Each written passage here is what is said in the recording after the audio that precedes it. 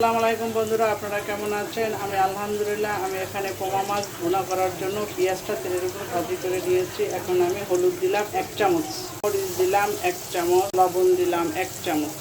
এখন আমি নাড়াচাড়া করে নিই। মশলাগুলো একটু ভালোভাবে কষিয়ে নিব। এখানে আমি আদা দিলাম 1 চামচ।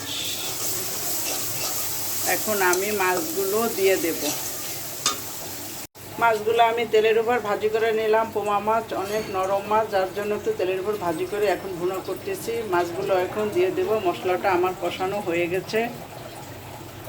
আস্তে করে মাছটা আমি ঢেলে দিলাম, যাতে মাছটা ভেঙে না যায়।